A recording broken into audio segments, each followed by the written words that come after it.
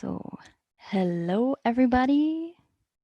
Welcome to our debate and European book launch. We are just going to give it a few more seconds for all the participants to join this debate and to wait for the live stream on YouTube to go online, and we are getting started in a sec.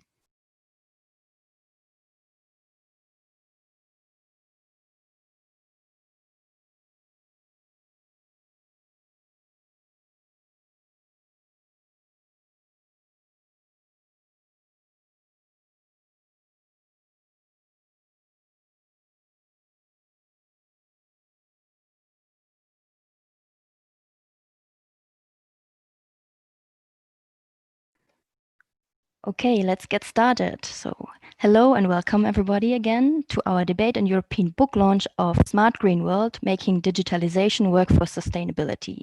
My name is Zora Siebert and I'm the head of the EU policy program at the Heinrich-Böll Foundation in Brussels. The Heinrich-Böll Foundation is a political foundation with close ties to the German Green Party. We conduct and support civic educational activities in over 30 countries worldwide. Please note that this debate is recorded. You can find it afterwards on our YouTube channel. And we also take questions from the audience. So if you would like to submit a question, please do it through the Q&A tool at the bottom of your screen. Today, we have the great pleasure to talk to four amazing panelists. We have here Jennifer Baker, also known as Brussels Geek. Jennifer has been a journalist in print, radio, and TV for over 20 years. In the last 10 years, she specialized in EU policy, and she is one of the best translating EU policy speak into understandable English. Jennifer is regularly listed as one of the top influencers in the EU bubble. Then we have Ilias Iakovidis, who is advisor for societal challenges at the Directorate-General for Communication Networks, Content and Technology, also known as DG Connect, at the European Commission. His area of expertise are digital sustainability, greening ICT, climate change, circular economy, and e-health.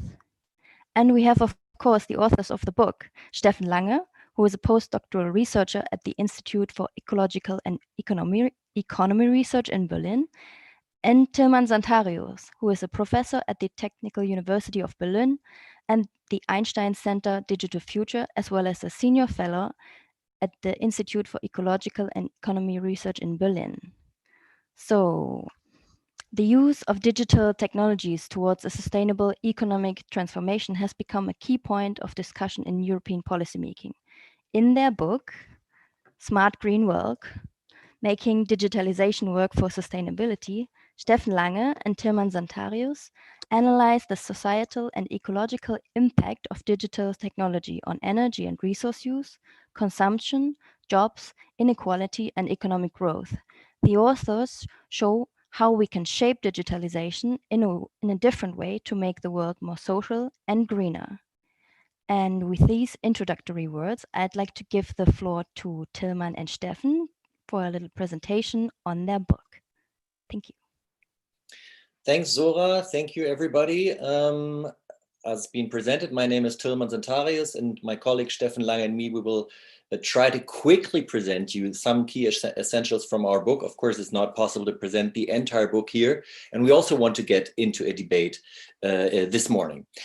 So maybe I start out with the premises of the book. And I think that we're having intensive discussions for many years now on both topics that we're talking about today here. On digitalization on the one hand, including various aspects from privacy over platform and data governance to artificial intelligence and other issues.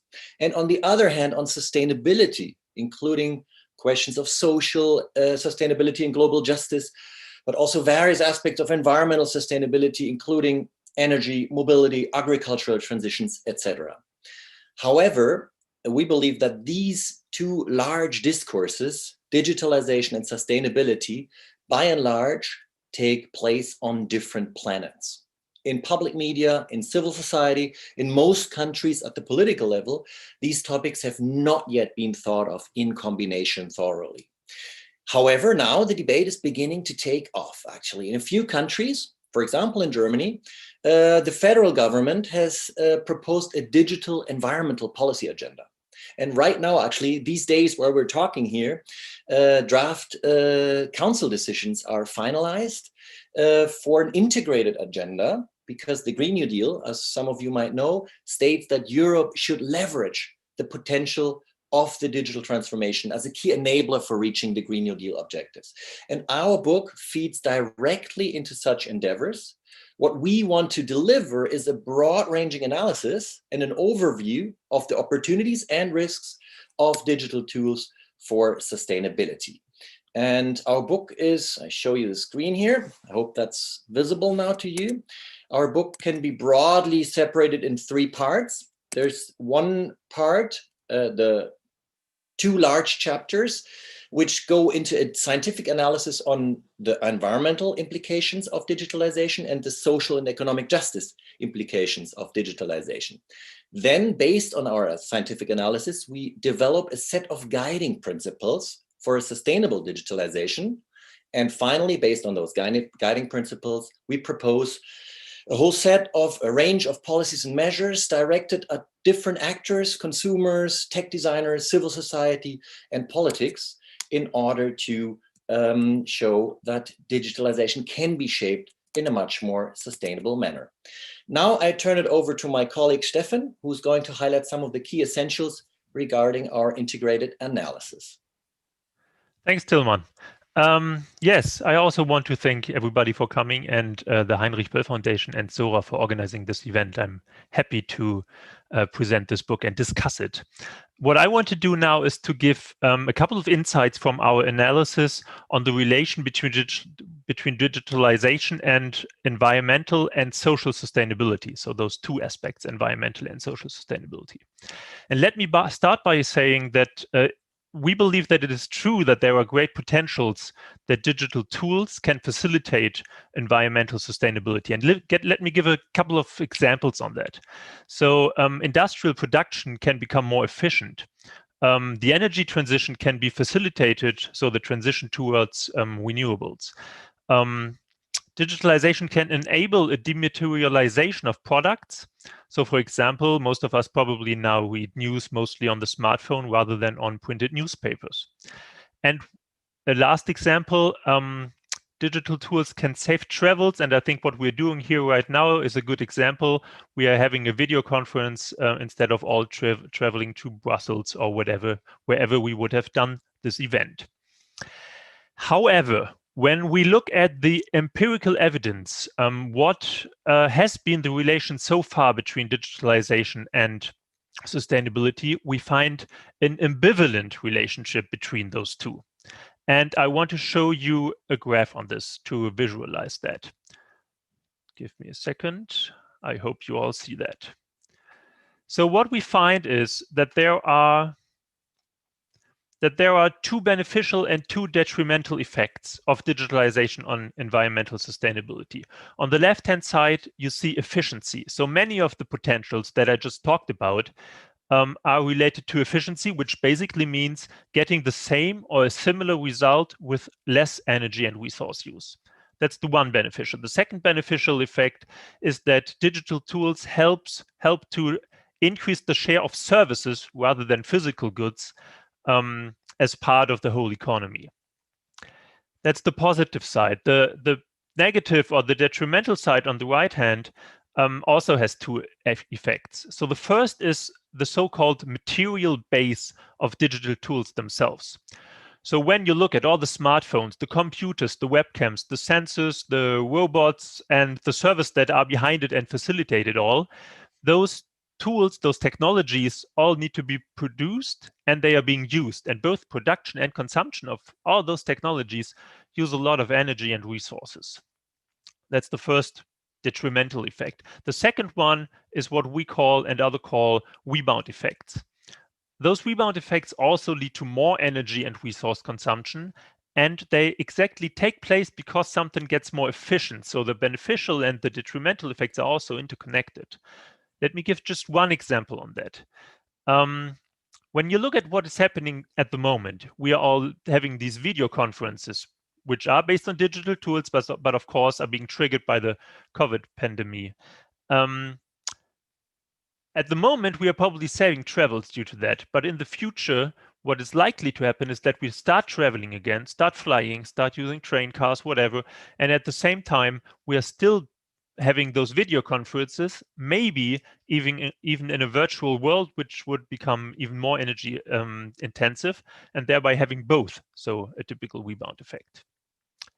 To sum up again, the finding up till now is that the relationship between digitalization and sustainability, environmental sustainability, as it has developed until today, is ambivalent. Then, of course, the interesting question is, how can we do it differently, do it better? How can we use the digitalization for environmental sustainability? And I share another slide with you on this. So in the book, we propose to change the perspective. We know already from sustainability sciences for many, many years that we need transformations in basically all economic sectors to become environmentally sustainable. And we argue that the digital tools can support these transformations. And just shortly on those 4 transformations that I have pictures on here. So in agriculture, digital tools can facilitate small scale and regional production.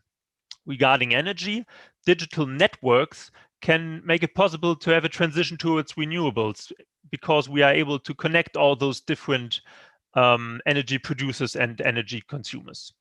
When it comes to mobility, we can use apps to make public transport more convenient and thereby make it more attractive as compared to cars, for example. And finally, when you look at consumption, digitalization can be used to make consumption more sustainable. I think a very good example is second-hand markets, where we can bring together providers and users or buyers and sellers on the second-hand market. But we would need to have to use it differently and more. So our book goes more into the details on how those transformations can look like and how we can they can be initiated. I don't have the time here to go into those details. What I want to mention as well, however, is that there's not only the relation between digitalization and environmental sustainability, but also with social sustainability. And just one slide on that. So this is in the past, there have been great fears that digitalization will lead to immense job losses. And in this slide, you see an estimation of the possibility of rationalization in relation to the income of the profession. So people earning more have a lower probability to lose their jobs. And those estimations were really high. So overall, there were estimations of saying, well, we're going to lose 40% of jobs. That has not really realized, and I would argue will not realize in the future, mostly due to 2 reasons. One is that not so many jobs are actually being rationalized, and the other one is that new jobs appear at the same time. However, what we do see, and that was another prediction, what we do see is that digitalization increases income inequality. And you also see this in the graph. So what I already said, when people who earn more have a lower probability to be rationalized than people who earn less, the ones who earn less already will lose in the future and are losing due to digitalization at the moment. So this leaves us, we argue, with a similar vision on digitalization for the social arena as for the environmental arena. For both, the question is, how can we use digitalization differently, and how can we use it so that it benefits the planet and the people? And with that, I give back to Tilman, who will tell you more about this positive vision of a digital and socio-ecological transformation.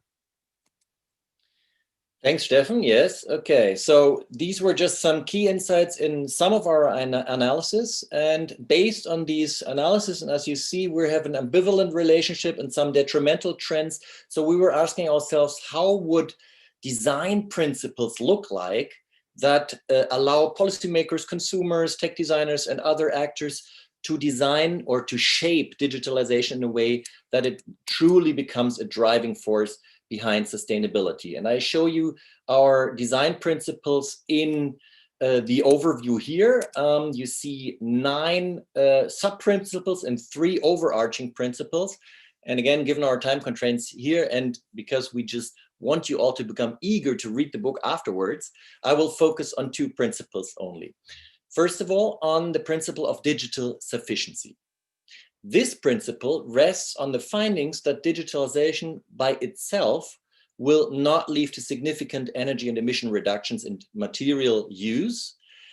Neither does it automatically lead to deep social and sustainability transitions. So in order to avoid that ICT hardware production increases sky high, the footprint of those ICT hardware production, I mean, and in order to countervail rebound effects, growth effects, induction effects, and others that eat up much of the savings potentials, we suggest that the efficiency opportunities of digitalization should be flanked by policies and measures that aim at digital sufficiency.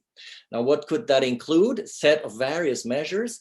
For example, this could include regulation on ICT design to make devices and data centers last longer, to become less energy thirsty on absolute terms, devices to be built modular, repairable, etc. But we also suggest that digital sufficiency could address some measures for the economic or socio-economic framework conditions. For example, we suggest a combined digital ecological tax reform to both make tech companies pay a fair share of taxes and at the same time incentivize most resource and energy sufficient devices and applications. Or just to give you another example, we suggest much more stringent regulation on e-commerce and online shopping, including stricter privacy regulation that puts a brake on the consumption stimulating effects of personalized ads and massive invasion of search engines and social media by advertisement and advertisement companies' activities.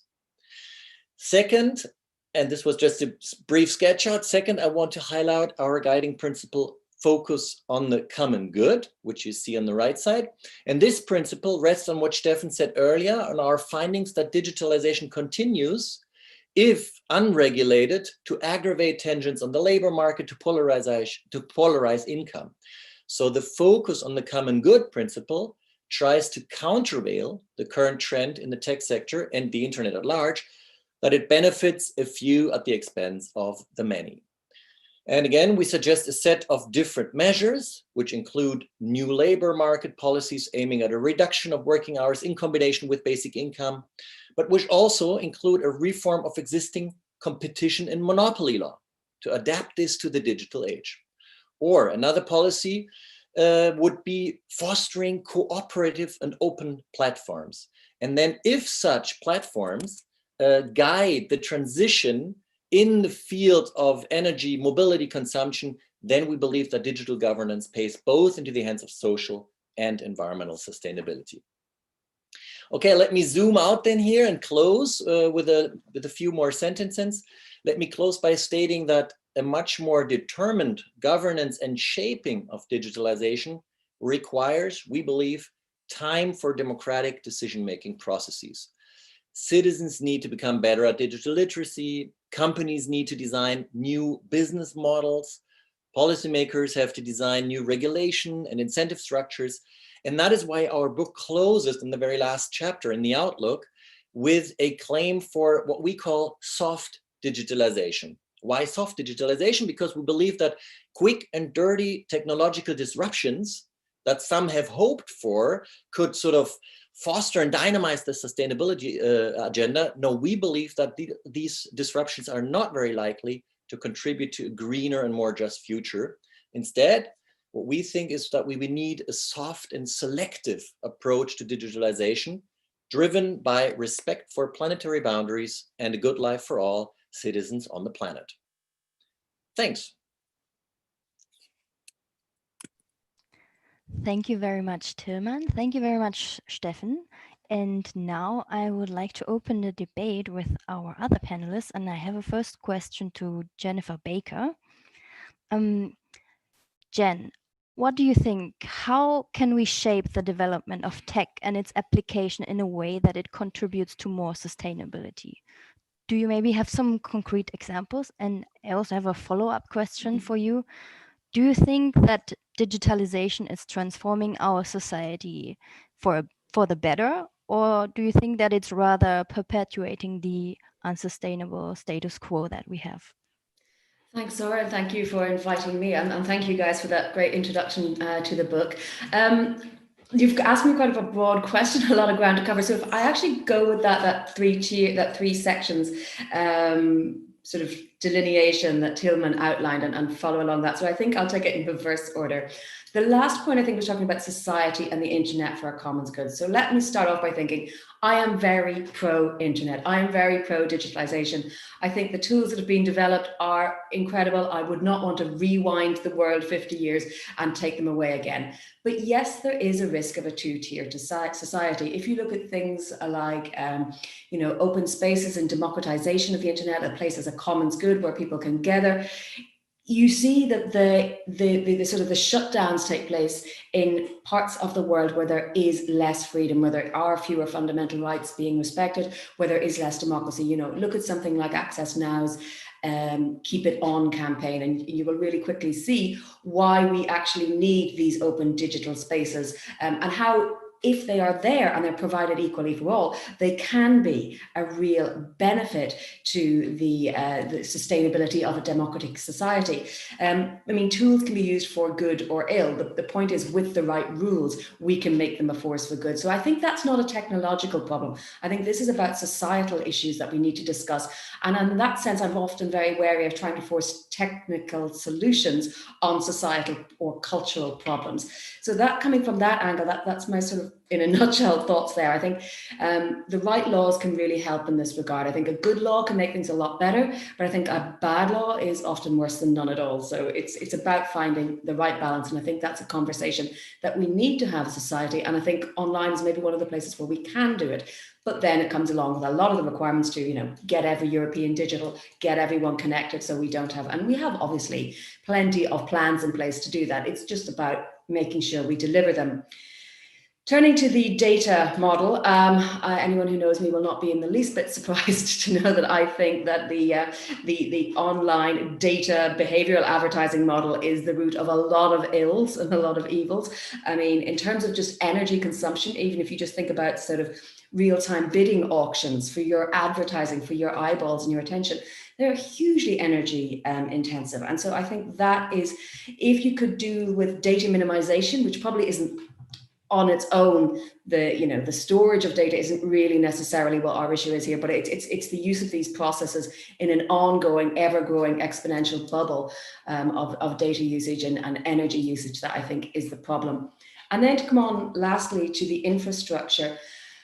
We talk about the energy consumption of data centers, but I actually do see some glimmers of hope here. I've seen there's a project in Braunschweig in Germany where they're trying to utilize secondary heat from data centers to heat homes. I think that is a wonderful idea. I was on a panel last week at Liberty Global. We're talking about Liberty Charge, where they're using their telecoms infrastructure to create charging points for electric cars. So this sort of outside the box thinking really could develop more green solutions, more more innovation. And I think open source is key to that, because what do we want to drive innovation? We often hear, when you have someone like me talking about digital rights, oh, but don't stifle innovation. And that's usually a cry from industry to say, don't regulate us. Let us do whatever we want to make as much money as we want. But what if we completely change how we value success or how we measure the success of a country? And it isn't about profit or money, and it's actually about the well-being of people in that society. If we do a fundamental shift, then you would see that open source is actually the way, because it's not going to be driven by a thirst for profits. Innovation will be driven by a desire to sort of support people. And of course, people need to make livelihoods out of this, but you can do it in a way that is a whole lot more sustainable. But I think it requires a shift in thinking, rather than just saying, oh, get rid of blockchain because it's energy intensive, which it is, but in some ways it's fundamental to blockchain that things have to be stored in multiple places. But something like cryptocurrency mining, there's no reason it has to be mathematical puzzles worked out online. That is completely arbitrary, and that's something we just as humans decided to do. So there's a lot of things that could be changed with the change in thinking. And I think we need a reset as humans more than we need a reset of the technology. I'll leave it there because I'm sure we've got lots to talk about. It's a huge, huge issue, and I'm glad we're having the conversation today. Thank you very much, Jen. That was super interesting. I'm giving the floor now to Ilias, and for Ilias, I have a question on the plans of the European Commission. So this week is a big week for regulation because, for example, tomorrow the Digital Services Act is supposed to be published. But what other plans are there in the European Commission on sustainable digitalization? For example, in the framework of the Green New Deal, or on circular economy, or on greening ICT? And please feel free also to comment on the book. You just need to unmute yourself, please. Okay. So, good morning. Thanks for having me. European Commission is really looking into the digital sufficiency. I think what Tilman described. This is in the front line of what we want to do as European Commission as the first step, and that is to green the ICT. And then the second step is to really make sure that the ICT delivers in terms of emission reduction, in circular economy transition, and at the same time just transition. But before I tell you exactly what Commission does, I wanted to actually come back to what Tilman said and what Steffen said. There are three dimensions to sustainability: economic, environmental, and social. What we have done with digitalization for years, we have focused on the economic. How will digitalization really get our economy going? At some point, we were obliged to do the social part because of the inequality and the digital skills. It's only very recently that we touched the economic on European scale. So we did maybe on a regional or national scales, but as Europe, we really get into green and digital just over the last 12 months seriously. And we have plans to make the data centers climate neutral. We want to make the telecom more efficient and transparent to consumers. And we want to make the devices and electronics circular. So that's even prescribed in the digital strategy that may actually result in regulations. So we are very fresh on the green and digital. And we will go so fast that what I want to come back to is say, let's don't forget the red, not the green, the social part. So it has to be green and red digitalization. It cannot be just green digitalization. And I think the book makes that very, very strong, that point. And that's what I like very much, because it makes that triple as a unity. It has to be together. You cannot, because you can take a decision that are very unjust. And I see that with the mayors. So we have cooperation with local administrations, and they really want to go fast. And some of them are thinking that, let me just forbid the cars. I'll just allow only electric cars in the city. Well, guess what? We'll do that to the justice. Huh? So there are many, many ways where you can speed up one, but on the detriment, or maybe on the back of losing on the other. So we really have to keep that in check. There is one study that was done that I think would be interesting to the audience, is 17 SDG goals with respect to digital access, as it's called. It's a study by Gezi. Let's say digitalization and 17 SDGs. What is their relationship? Well, it was found that 11 of the 17, they have quite positive. So further digitalization, digitizing more, will actually help to get to the goals of the 11 of the 17. 5 of them, mostly environmental, so climate, water, living the life on Earth and underwater. There, it's not clear, and that's exactly what Steffen was saying. What is happening here? And there is one that we actually negative, and that's very clear, and that's the purpose of me putting all my effort on that one, and that's SDG 12, responsible and sustainable consumption and production. We are actually flipping that over, and unless we really make sure that we do help with ICT, the circular economy, we will not get very far. Now, I want to sum up saying that ICT is a solution. ICT is a solution. The question is how much of a solution it is. And how much it is, it actually depends on us, how we're going to digitize with the purpose. And that is how much of the digitalization will go in, let's say, the cartography of our economy. That means tracing materials, components, products, to make sure that we actually get back all these materials back as a secondary and recycled material. How do we keep our phones in the value? I mean, how do we keep the phones longer in use? Because the phones today have 85% of the emissions is to produce them, 15% is to use them, and we change them every 2 years. But when we ask with Eurobarometer, consumers, they wanted to keep them up to 5 years, but sometimes they couldn't because the software was not updated anymore. So we are at this moment in the Commission looking into how to make sure that devices and electronics are kept longer in use, that we have repairability, reusability, maintenance, reuse, refurbishment, and then recycling if and when we cannot do anything else. And that's true also for the smart IoT, which will be order of magnitude more. We're talking about 50 billion connected devices by 2025. If we don't design them using eco-design or other legislative frameworks for updatability, we have a second wave of e-waste, which is already the fastest growing waste today. Thanks. Thank you very much, Ilias. Tilman, Steffen, would you like to come back to what has been said already, or shall we go over to the questions from the audience? We have a couple, but please feel free to comment on what Ilias and Jen have said. I'm happy to comment. Tilman, I don't see you moving, so I just start. Yes, thanks. Let's delve into the discussion. Where to start? Maybe I start at a specific sentence. I hope I get it right, that Ilias just said kind of at the end also. The question whether, I think that's maybe one of the central questions that we need to debate. You said, Ilias, ICT is a solution. And then well, I don't want to pick the sentence and turn it around, but what I would argue is that ICT can be a solution, and I think, and we make that point in the book. It's that's a very big difference, because and in a way, I think you said it then in the sentences afterwards. That it can be a problem as well when the e-waste increases, when just the tools and the appliances get ever bigger, and we use it ever more, and the energy consumption of it increases ever more.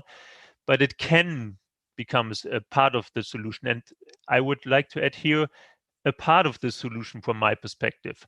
And that's also something that developed, I think, in our discussions in our research group over the last couple of years. That first we always thought, okay, is ICT now, is it a good or a bad thing? And I think the perspective that makes a lot more sense is that we look at the Green Deal in the EU, that we look at or even broader, the socio-ecological transformations that we need in mobility, that we need in consumption, that we need in housing, that we need in energy. And we have concepts for the transformations there. And those concepts, I think, are central in becoming socially and environmentally sustainable. And then digital tools can play a part in it, but only under these overall framework of having those transformations, then digital tools can become very beneficial.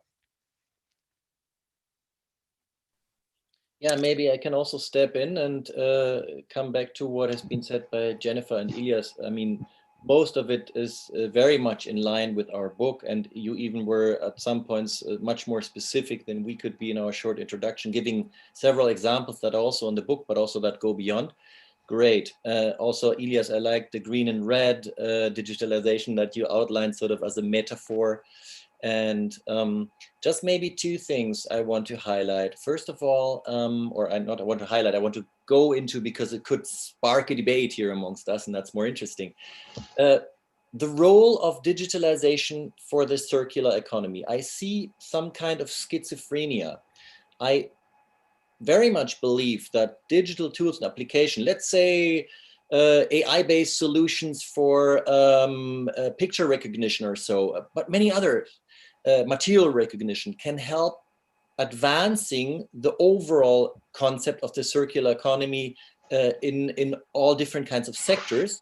However, at the same time, the ICT devices themselves, and we will increasingly use them, and Ilias, you also said there are going to be many millions, if not billions more devices in the Internet of Things in the future. These ICT devices themselves are so far from becoming circular in any kind. We're not making them out of the transistors out of hemp or so in a reasonable period of time. So this is some sort of schizophrenia. I think we should address it. And so that's why it remains ambivalent. Yes, we want to see more digital solutions, for advancing the circular economy, but we still have to look that the number of overall ICT devices should not increase ad libitum because they are far from circular. And maybe you want to address the schizophrenia and how can we deal with it as society? You know, how can we shape digitalization in this sense? And another aspect, Jennifer, I much like what you all said, but I want to pick out some sentences. I think it was one of your last sentences. You said that we should not so much reset technology or change the technological path, but more sort of how we humans or as a society work. And this is fits very much with the quote that we put at the end of our book. I think it's on the very last or second last page or so, quoting a Google developer from Google X. And he said, you know, technology is advancing, progressing at a super high speed. Society is lacking behind. So we need to make society become faster and react, because it's much more productive than changing the technology.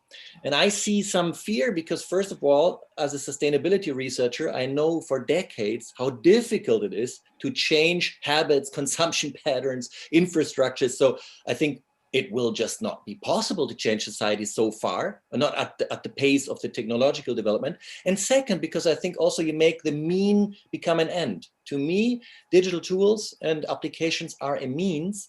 So why should we change society in the first place? I think we should make those means be a tool for society, for citizens to develop, to behave more sustainability, to facilitate sustainability lifestyles and production patterns rather than the other way around. Well, let me just respond then to that. I mean, what I mean by is changing in our society is take a look at the latest smartphones, right? And we talk about built-in obsolescence from the point of view of the manufacturer. If we believe, as many of us do, that there is plenty of innovative ways and technological means to extend the lifetime of these phones, the reason they're not extended is because the manufacturers know very well that there will be people queuing around the block to buy a new one long before the old one has become obsolete. So that's what I mean. I mean, if you think of the sort of the tech companies that are building these products, their aim is to make money. If we as people allow them and facilitate them and say, well, yeah, you produce a new model next year, I want the new model, then they will do it. Whereas if society rolled back a bit and said, actually, we don't want to buy a new model all the time, then perhaps the energy would be put into other ways of making the phones more sustainable. That's just to say with smartphones. I mean, and I will say, I actually do want to say, give a shout out there to Fairfone, who make a very fair, it's not out of hemp, but they are doing their best to go in that direction. Thank you very much, Jen. Ilias, do you want to come back to this, or shall we dive into the questions from the audience? Just maybe very quickly on the circular economy. I mean, what is the dilemma here? If we get it right with the ICT to track and trace and map the resources, and we're talking not only within the digital sector itself, but in the construction and the textiles and batteries that we just launched last week, there are several value chains and sectors that we identified in the Circular Economy Action Plan adopted in March. If we get it right, we have really a potential for multiple benefits, okay? Many more times doing good than bad, even if the connected devices of tomorrow are not perfect in terms that so they can stay decades in the market. So there are numbers behind that. I just want to give you figure that what we can do is we can change the business model, and that business model change is essential. And I always say that, and I will maybe mention it again, the business model that we can do, for example, in mobility or in the consumer goods, is to go into services what people really need instead of flooding them with material goods that are quantity-driven profits. So people actually, at the moment, the business models, most of the business models are based on selling materials, and more material I sell, more money I make. And those business models can be turned around into a service and addressing much better what the user needs with less materials.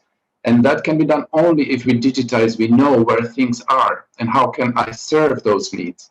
I have to have a situational awareness real time about my clients if I'm a service provider. And I have good examples I can give in agriculture, in mobility, in whatever around the smart homes. So that is really what ICT can do. And then we're talking about 15, 20% emission reductions versus 3 or 4% the ICT footprint. We're talking about ones and twos, while the enablement is 10s and 20s. That's what I'm trying to say. There's an order of magnitude if we get it right, but it has to be done. I'm not sure if we want to restrict ourselves to well-known paradigms that Steffen was talking about. I still give a little bit of a room. I would argue that ICT can surprise us. Otherwise, we would not need to be there, maybe as DG Connect, if we would just give IT to DG Move to organize themselves as transport, and I would give ICT to DG Agriculture. And what they will do, they will actually use it for efficiency gain. There is a disruptive element that can do a quantum leap, and that disruptive element is in chip design. We can actually go 10 to 100 times less energy per chip per computation if we do quantum leaps. And there is also quantum leaps in the product as service models that maybe the usual sectors cannot reorganize themselves so easily. There is outside force that is needed for that. So I would argue a little bit to enlarge the soft digitalization a bit. Thank you very much, Ilias. And you were speaking about awareness in your reply. There's a question by Fabio Barbero, who is directing it to you. If you could elaborate a bit on the plans of the European Commission on digital education about the environmental impacts of ICT and the green use of ICTs for EU citizens. He's saying that the man or the woman in the street still doesn't know how she or he impacts the environment, how to reduce this impact. Could you say a bit on that? Right. I don't expect, and I know it myself, I was there before, that people would read what Commission official documents announce. Okay, so I would not, if I ask people on the street, they would not know that in February we have promised that by 2030 we, by law or soft law or hard law, we will make our data centers green, or that we will make our devices to be more circular, or that we make our telecoms to give consumers the footprint of what they're buying when they're streaming on their mobiles. And so tomorrow people will know. So one of the measures that we do is we say we will give people the footprint of their choice. I mean, the choice they make and the footprint behind that. Ideally, what I would like to see is the footprint of the product they search and they buy from online platforms. So when they buy something, they should actually see next to a price also the footprint. What we also pushing member states to do is to apply green public procurement, which means that whatever we do, we will have to kind of calculate what it means. And once the green public procurement is done on a city level or local level, people will be aware that, because then the awareness comes in. Now, what do we do as targeting citizens on this? What we're trying to do is to scale applications like the ones that Sitra developed in Finland, where 1 million people already downloaded what their daily life footprint is. And there you can see what you do with your house, heating, how many family, how long you take a shower, what kind of food you eat, how you travel to work, how you travel to holidays. And I'm trying to bring that dimension of ICT into it. So those calculators exist. We will try to, through European projects, to get them to tens of millions of people to support their choice, because there are many people that want to be greener, but they don't really know what's better to do. So for those that want, we will try to create infrastructure so we can help their choice. So that's basically like that. Like same way we try to do it for healthy behaviors, and just looking at the effort of the last 50 years to change people's behavior with respect to tobacco and health, and narcotics and alcohol and fat and whatever sugars. It's not easy. The irrationality will be there, and only when you do it in a just way, you have a chance to do it. And that's why I'm coming back. It has to be red and green, amalgamated together. Otherwise, if we don't get the people with us, they will not care. Yes, I think, Jen, you would like to follow up?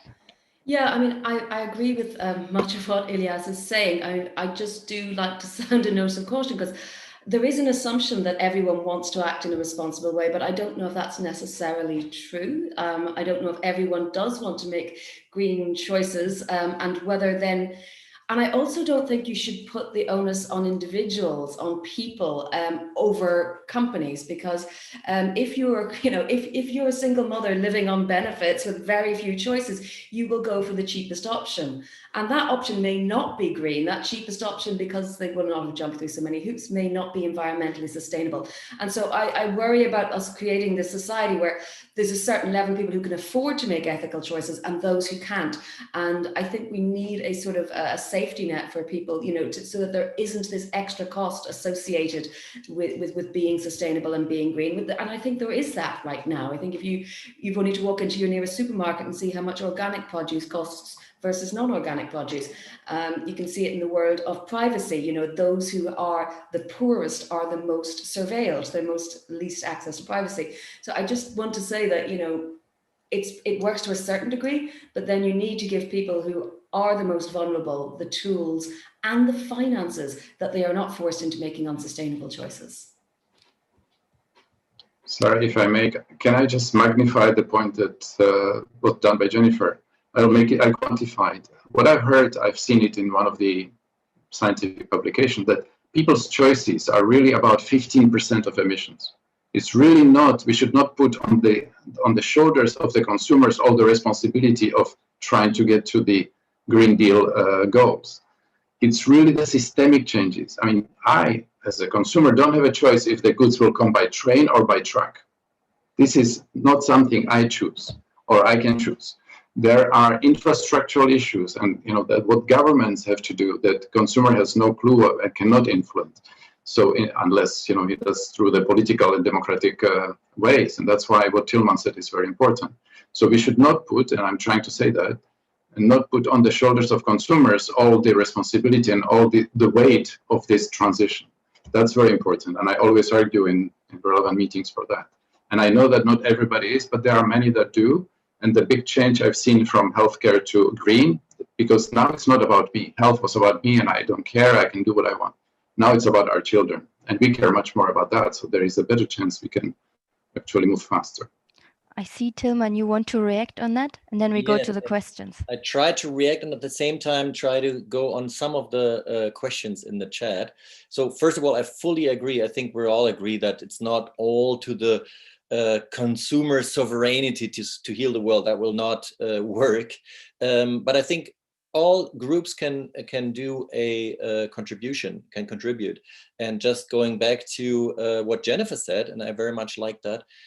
Just to give you an example, we're developing currently an AI-based, artificial intelligence-based shopping assistant that tries to address this knowledge action gap that a lot of people in general want to behave more sustainably when they do shopping, but then in the very moment when they actually purchase something, knowledge is lacking, or they having trouble with figuring out which label is the better one, and there's so much information out there, or they can't find any alternative access to sustainable products.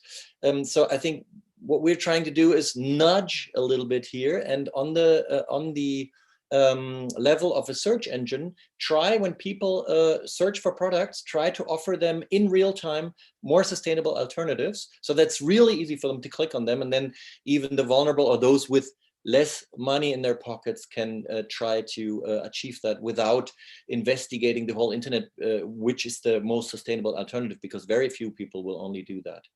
And I also agree, I want to address another point that has been made by Ilias. I think it's the consumption level, it's the production level, and I very much appreciate the endeavor by the Commission now to develop a digital product pass, which could help along the production chain, the value chain, make much more transparent where are the resources coming from, under which labor and environmental standards have they been produced, etc. So I think that's very great. But I also like your comment that it's the systemic level that matters. And here, if I know what's going on currently, let's say in Germany with the digital environmental policy, or let's say with the suggestions by the EU Council, I think addressing the systemic level, it's much more harder for policymakers, but it's key. And if you look at the focus on the common good principle, I think what we really need is not only push for some cooperative platforms to pop up, but we also have to address the big 5 or 6, or so the big platforms that we all know, Google, Amazon, Facebook, etc., and address them with reformed monopoly and competition law, because otherwise these small niche projects that we're starting, they will not change the whole level playing field. And I think, so I wonder, maybe you could address that too, Ilias. How can we tackle those big systemic issues at the policy level? There's a lot of debate out there. I'm very much in favor of the initiative by the 48 states in the United States now to bring Facebook to court on monopoly issues. But I think overall there's so much room for politics to address these big systemic issues. Yeah. Thank you, Tilman. I know we have very few minutes left, so maybe we go to the questions, but just one sentence. This is something, the product passport, that makes 5 DGs. I don't know if you know that, 5 ministries, let's say, on the European level. It's a problem that we're scratching our head already for many months, and it'll take until next year till we get the blueprint right. It's a key, but it's very difficult because we want value chain, from the value chain all the way to recycler and back, to map and trace and track. And there are many issues on data governance, technical issues, but also there are many suppliers that are not in Europe. How are we going to force them to actually reveal some of these things? So this is something happening, so be tuned. I'm sure this will become up even more. And be loading the product passport with more and more ideas. So I want to make sure that the conflict mineral law is actually monitored, the social issues are monitored, labor, child labor is monitored, as well as sustainability of the product, the competitiveness of the B2B markets, and then information to citizens as a footprint of the product. So there are so many requirements. As soon as we start working on it, I think we attracted so much attention and so many wishes to load this concept of product passport that I'm afraid that we will choke it before it can walk. So let's come back to that a little bit later. And let's make sure that we address some of the questions. Yes, Zara. Yeah, thank you, Ilias. So we have a lot of questions actually coming up and we're running out of time. So we have more on the societal impacts. Michael McGuire, for example, is asking about the technological efficiency gains that are impacting labor, often saving labor and increasing more unemployment. You mentioned working time reduction and basic income as measures to deal with this. Can you please elaborate on this? So this is for Tilman and Steffen. Can you elaborate on your vision for the labor market in a digital and green future? In particular, additional economic growth. Is economic growth necessary to replace rationalized jobs? And if so, how do you square this with a sustainable future? Yes. And maybe on that one as well, you could also answer Tim Foxon's question on the principle of focusing on the common good rather than private benefit. I think it goes in the same direction. Yes, I think those two questions are related. Yes, thank you, Michael McGuire, for this question. It very much relates to what we are working on at the moment, actually, because we're trying to, or we are working on combining the question of digitalization and the concept of growth independence. And this is exactly based on the, I would say, unanswered question whether we can decouple sufficiently or not environmental throughput and economic growth. And the idea is, I think there are 2 or 3 parts of answers to this question. So first is, you say technological efficiency gains are typically labor saving, and that's very true. But the question is, will that still be the case in the future if we take the environmental transformation seriously? So for the environmental transformation, and this is kind of detached from digitalization, we would really have to make resource use more expensive, to cap it, to restrict, to limit it. Energy would also have to become more expensive. Even if it's renewable, we cannot have that amount of renewable energy that we would need if it's cheap. So that, on the one hand side, environmental throughput would have to become more expensive. And on the other hand side, that would give us room, because there are taxes being collected, that would give us room to make labor cheaper. And then the question is, and so here I'm speaking as an economist, the question is really, will the technological efficiency still be labor saving? Will there still be unemployment, or will it rather be basically almost energy and resource saving, and I would argue for the later. So unemployment under these conditions would probably not be that much of an issue. If it is still an issue, and this is a debate that is taking place, we put next to this change in taxation, which is the digital ecological taxation reform that Tilman already mentioned. We put two other aspects in front of the labor policy dimension. So one is working hours reductions, exactly, because even if it becomes more environmentally efficient to produce the cars or to produce the trains, we should not produce ever more cars and trains. So then the question is, what do the people do that might not have a work employment there anymore? So working hours reductions as a response. And the other, I know, very controversially debated issue is the basic income, which very much relates to the question: does it really make sense to have everybody being trained to the extent that we would need it when everybody's only working 20 hours, or is it feasible that the people gain those qualifications, or does it make more sense also from a justice point of view to introduce a basic income? That's for the policy level. And just one sentence on Tim Foxon. I think next to all those policies, it's very important, I think Tilman also mentioned it, that we look at who brings forward those digital tools. And on the principle of focusing on the common goods, we argue that it cannot be a couple of big companies in the world who bring it forward, because that will just bring about technologies that are not sustainable, but it should be platform cooperatives, and also public institutions should play a larger role. Sorry if the answer was too long. No, that's totally fine. Okay, so I think we have time for one more question, unless anybody of you would like to comment on what has been said, and then we need to wrap it up, unfortunately. So there is a follow-up question from Fabio Barbero, who says, thank you for your interesting answers. Talking about digital services and big platforms, for example, on data, actually big companies have among the most energy efficient data centers. How can we move forward, for example, bringing commitments one step ahead? Also, how can we convince smaller scale platforms to follow up on this? Does anyone want to comment on this question? Jen? If I can. Yeah. Sure, I can. Can you hear me?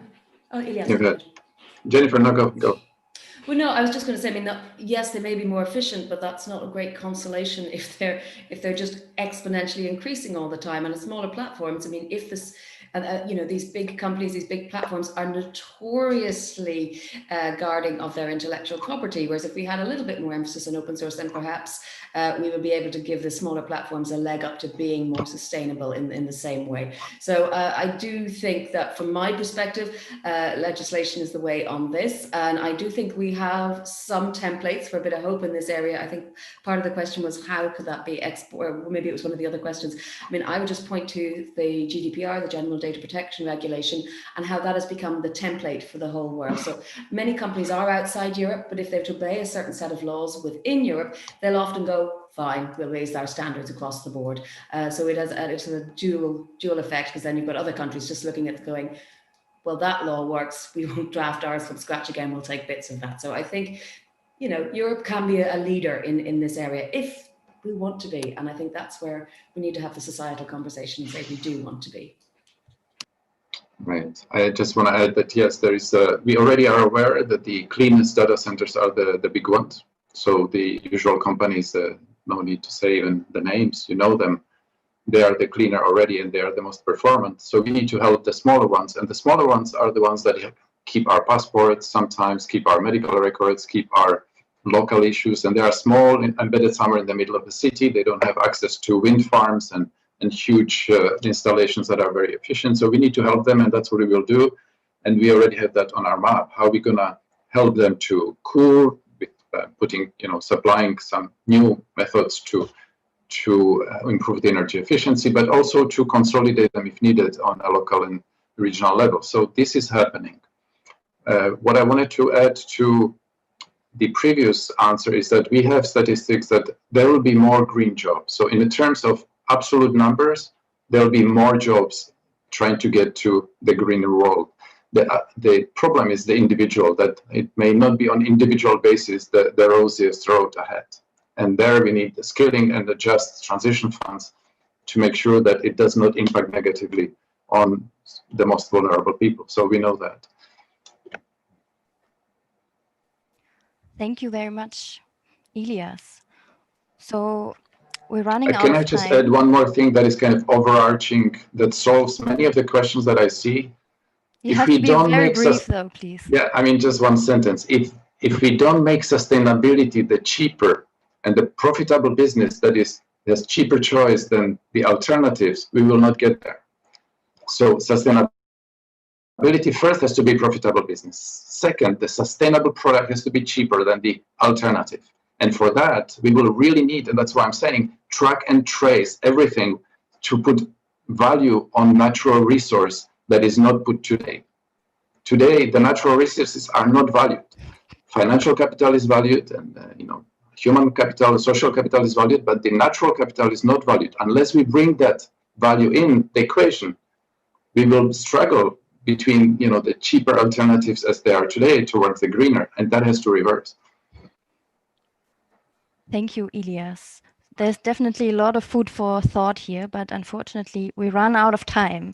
So maybe to wrap it up, while technology is not a panacea for all the problems plaguing our planet, it sometimes also creates new problems. We have a lot of possibilities still that it opens up, and it's up to us as a society on how we want to use technology. I thank everybody here present for their participation and the excellent presentation that you gave to us. I also thank the audience for their questions. And if you would like to get a copy of this book, Smart Green World, Making Digitalization Work for Sustainability, I'm going to post the link into the chat. It was published by Routledge in collaboration with the Heinrich-Böll Foundation. And yeah, with that, I wish you a lovely day. And I hope to see you very soon. Thanks to everyone. Bye-bye. Thank you. Bye-bye.